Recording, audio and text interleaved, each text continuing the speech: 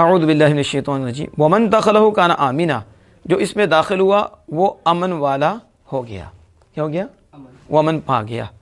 شارح کہتے ہیں لا یتعرض لہ بقاتلین، اس کے لیے قتل کے ساتھ پیدر پہ نہیں ہوگا، پیدر پہ پیچھا نہیں کیا جائے گا، یا لا تعرض نہیں کیا جائے گا، اور ظلم کے ساتھ بھی.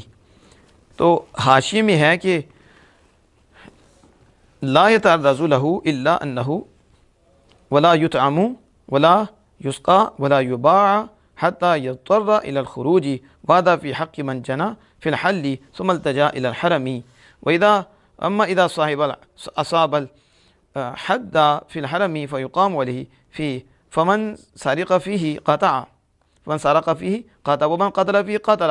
قال الله تعالى ومن قتل فيه قتل. قال الله تعالى ولا تقاتلوا عند المسجد الحرام حتى يقاتلوكم فيه فإن قاتلوكم فاقتلوهم. روح اب دھیان سے سنیں کہ یہ اس کے پیچھا نہیں کیا جائے گا، یعنی جب اس نے یہ جنایت کی، جرم کیا اور پھر وہ کعبۃ اللہ میں چلا گیا تو امن پا گیا. اب اسے قتل کے ساتھ اس کا پیچھا نہیں کیا جائے گا، اسے پکڑ کے قتل نہیں کیا جائے گا یا ظلم نہیں کیا جائے گا ظلم کے ساتھ یا اس کے علاوہ. تو امام اعظم ابو حنیفہ رحمہ اللہ تعالی عنہ فرماتے ہیں کہ جس کو قتل قصاص کے ذریعے یا ردت کے ذریعے، قصاص اور ردت حلم میں نازم ہوا، کس میں؟ حرم کے باہر اس نے قتل کیا، آپ اسے بھی قتل کرنا پڑے گا قصاص کے بدلے، یا ردت مرتد ہوا، ٹھیک ہے، پھر اس نے کیا کیا؟ حرم کی طرف پناہ لے لی، حرم کی طرف. اب اس کو نہیں پکڑا جائے گا اس میں کہ اس کو مارا جائے ادھر، ہاں اسے نہ کھلایا جائے گا، نہ پلایا جائے گا، نہ اس سے بیع کی جائے گی، یہاں تک کہ وہ نکلنے پہ مجبور ہو جائے، نکلنے پہ. تو جب وہ نکلے تو پھر اس کو جو ہے نا حلم میں سزا دی جائے. کس میں؟ پھر یہ اس کے حق میں ہے جس نے حلم میں جرم کیا تھا، لیکن جس نے پھر اس نے پناہ لے لی حرم کی طرف اور رہا، جب وہ حرم میں ہی ہاتھ کو پہنچ گیا، یعنی حرم کے اندر اس نے قتل کیا، حرم کے اندر یہ کام کیا، حرم کے کام کیا، یعنی پھر جس نے اس میں چوری کی تو ادھر ہی اس کا ہاتھ کاٹا جائے گا، اور جس نے قتل کیا تو اس میں اس کو قتل کیا جائے گا. یہ جس کو حرم میں قتل نہیں کیا جائے گا امام صاحب کے نزدیک یہ وہ ہے جو باہر سے جرم کر کے آیا تھا، لیکن جس نے حرم میں کیا پھر حرم میں ہی اس کا ہاتھ کاٹا جائے گا اور حرم میں ہی اس کو قتل کیا جائے گا اللہ تعالیٰ کے اس فرمان کے مطابق کہ تم ان سے نہ لڑو مسجد حرام کے بعد یہاں تک کہ وہ تم سے اس میں لڑیں، جب وہ لڑیں تو تم بھی لڑو، پھر تم بھی قتل کرو، تم بھی، اور پھر اگر وہ تم سے لڑیں تو تم ان سے لڑو. امام شافعی رحمۃ کے نزدیک جس نے غیر حرم میں جرم کیا، اس میں پھر اس نے ثم التجا الی الحرم، حرم کی طرف پناہ لی، یقتل فیہ، تو امام شافعی کہتے ہیں اسے قتل کیا جائے گا. امام صاحب کہتے ہیں قتل نہیں کیا جائے گا، مجبور کیا جائے گا، باہر آئے حرم سے پھر قتل کیا جائے. لیکن امام شافعی فرماتے ہیں اسے قتل، تو اس میں اختلاف آ گیا. تو امام اعظم حنیفہ رضی کے نزدیک باہر جرم کرے حل میں تو حرم میں آئے تو حرم میں اسے قتل نہیں کیا جائے گا، نہ اسے سزا دی جائے گی، اسے مجبور کیا جائے گا باہر آئے. اور امام شافعی رحمۃ کے نزدیک باہر حل میں ظلم کر کے آئے، قتل کر کے آئے، حرم میں آ جائے تو پھر بھی ادھر اس کو سزا دی جائے گی، اس پہ حد جاری کی جائے گی. ومن جنا فی الحرم، اور جس نے حرم میں جرم کیا اور قتل کا وہ مستحق ہوا تو یقتل فیہ بالاتفاق، اس میں بالاتفاق اسے قتل کیا جائے گا.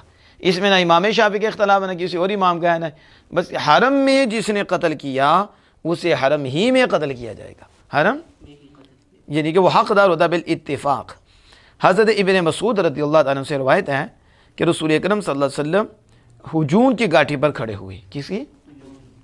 فرمایا اس میں اس دن کوئی مقبرہ نہیں ہے، کوئی مقبرہ، اس دن کوئی مقبرہ نہیں ہے. تو یبعث اللہ تعالیٰ من ہذا البقعہ، اللہ تعالیٰ اس جگہ سے، اس ومن ھذا الحرم، اور اس حرم سے، اور 70,000 وجوہ کالقمر لیلۃ البدر، اللہ پاک اس بقعہ زمین سے اور اس حرم سے 70,000 ایسے لوگوں کو اٹھائے گا جن کے چہرے چاند کی طرح 14ویں رات کے چاند کی طرح چمک رہے ہوں گے، 14ویں لیلۃ البدر، یدخلون جنت بغیر حساب، وہ بغیر حساب کی جنت میں داخل ہوں گے اس حرم سے، اس یشفع کل واحد منہم فی 70,000، ان میں سے ہر ایک 70,000 میں سفارش کرے گا۔ 70 یہ بھی ہے، کہتے ہیں سفارش کوئی نہیں کر سکے گا، 70,000 ٹھیک ہے، تو ان کی سفارش کرے گا 70,000 میں، ان میں سے ہر ایک 70,000 کو اٹھایا جائے گا اور 70,000 میں سے ہر ایک 70,000 میں سفارش کرے گا 70، ان کے چہرے 14ویں رات کے چاند کی طرح چمک رہے ہوں گے۔ اور ایک روایت میں یہ ہے کہ نبی اکرم صلی اللہ علیہ وسلم من صبر علی حرم مکہ تھا، حرم مکہ پر جس نے صبر کیا، ساعۃ من النہار، دن کی ایک گھڑی، جس نے حرم مکہ میں دن کی ایک گھڑی صبر کیا، کتنا؟ تباعدت عنہ جہنم مسیرۃ 200 عام، اس سے جہنم 200 سال کی مسافت دور ہو جائے گی۔ کتنی؟ جس نے حرم میں ایک ساتھ صبر کیا، تو بڑے بندے کو موقع ملتے ہیں صبر کرنے کے، تو انتقام نہ لیں، بدلہ نہ لیں، صبر کریں، تو ایک گھڑی صبر 200 سال جہنم سے دور کر دے گا، 200 سال کی مسافت جہنم سے دور کر دے گی۔ آگے سنیں، قولو بقتل، قتل کے ساتھ بے طرفے نہیں ہوگا، شاعر نے کہا نا قتل کے ساتھ، کس کے؟ ولو قصاصا، اگرچہ قصاص ہو، یوں ہی، کانا حال ہو بالجاہلیت، کہتے ہیں یوں ہی جاہلیت میں بھی حال تھا، کس کا؟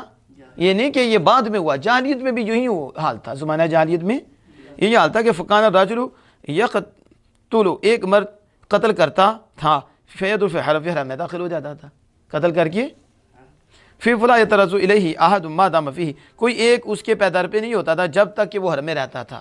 زمانہ جاہلیت میں بھی کوئی اسے پکڑ کے مارتا نہیں تھا پھر کہ قتل کر کے حرم میں پناہ لے گیا ہے، حرم میں۔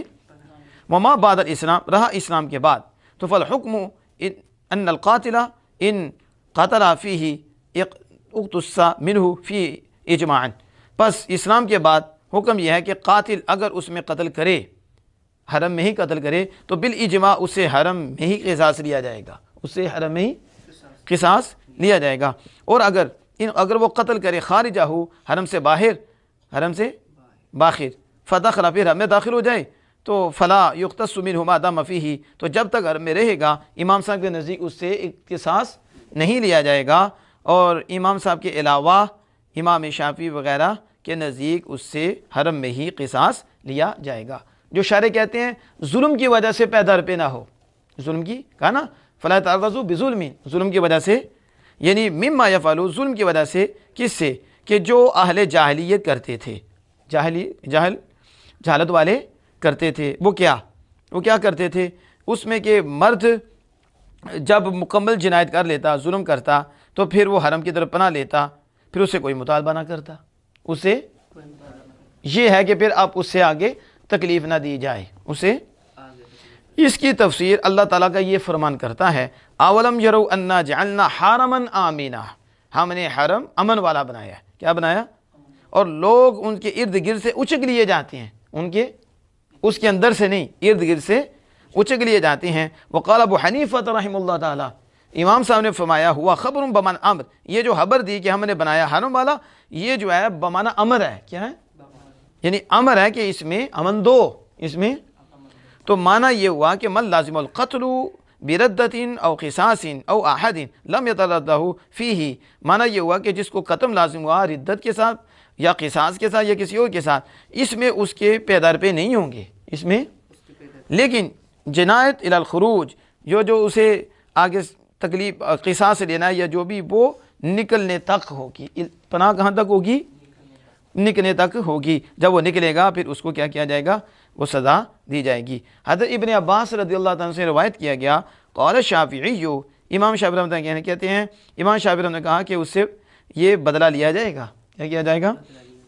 بعد نے کہا کہ جس نے حج کیا، من حجہ، جس نے فدخلہ کان آمنا، پس وہ اس میں داخل ہوا، پھر اس میں داخل ہوا، کیا کیا؟ حج کا ارادہ کیا، پھر اس میں، تو وہ امن والا ہو گیا، حرم میں، من الذنوب التي اکتسبها قبل ذلك، اس سے پہلے جو اس نے گناہ کیے تھے اس سے امن والا ہو گیا، اس سے امن والا، یا پھر اس کا مطلب ہے کہ وہ نار سے، جہنم سے امن والا ہو گیا، جہنم سے امان پا گیا۔